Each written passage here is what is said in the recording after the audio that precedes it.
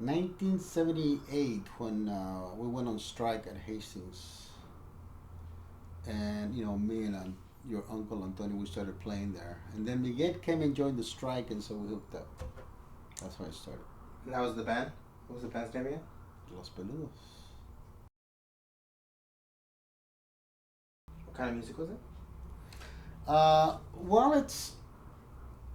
protest music is music that appeals to people's sense of justice about a political problem or a historical situation, and you want people to think about and to acknowledge, and hopefully that you sway to your point of view. Me and my father haven't always had the greatest relationship. Pretty much politics drove a wedge between me and my father when I was in high school. His political views stem from a long history in social justice, whereas mine really were just coming into age. I fell into many of the common circles that a high school student would fall into politically, and I viewed what he was fighting for in his position basically at odds with mine. And I didn't see how he could say he was fighting for social justice. Traveling back to San Francisco, I had some questions that I really wanted to ask my father. He was in a band that political protest band for a very long time, and was widely recognized around the world for his protest music. And I was interested because the idea that I had of my father was of a man who worked 8 hours, 9 hours a day in the office, came home after work tired and grumpy. And I just did not recognize the man that I saw in photos. The man that I was being told by everyone else was my father, was my great protest leader father, wasn't the man that I knew. And this disjunction was very apparent for me, and that's pretty much why I wanted to do this piece. Speaking personally, like understanding or being politically minded back in high school and in elementary school, I was pretty shocked when I heard how radically politically you were in your youth in comparison to how I saw you now. I see you when I was younger. It's pretty much already you're out of law school and you're a lawyer. You had your own law practice already going, and it's a real step back for me to see some pictures of you with really really long hair. I know you have your long hair now, but before that you had the regular lawyer haircut, and you're a suit.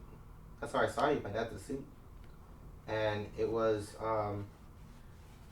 I didn't understand. I didn't get it. I didn't see how someone could, in my mind, change so radically politically, um, ideologically, and especially knowing what I know from the time.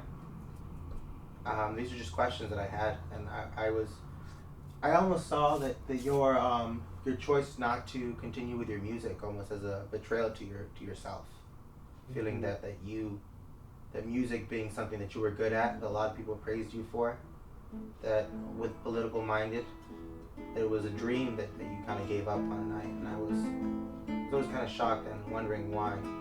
What do you think about that? This is probably the first time I ever told you this. Well, it's again, it's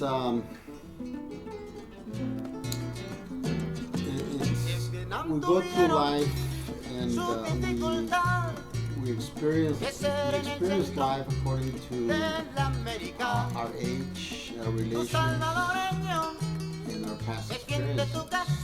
There's a lot of work to be done behind the scenes to get those goals adopted and implemented into law. Because that's the only way things are going to change. Through law. Once you get a law passed, you establish a budget, you establish a department, and then they begin offering a service, or regulating something or another. That's just the way you work. And that's what has to happen. That's what's happening in this country in a lot of the communities as a result of a lot of the activism that took place in the 60s and 70s. So you see the work that you did with, you didn't see it as like a betrayal to some fundamental idea when you decided not to No, continue with music? no. I mean, one can appear to be very radical and politically active by being out on the street wearing the right type of outfits and pins and buttons be in front of the camera and all that. And that serves a purpose. Some of the most radical and wild ideas that I've heard of have been, I've heard of in courtrooms and in legislative conference rooms. Real change in a society such as the United States takes place, like in most societies, takes place slowly, but it's okay if it's slow change, so long as it's fundamental change.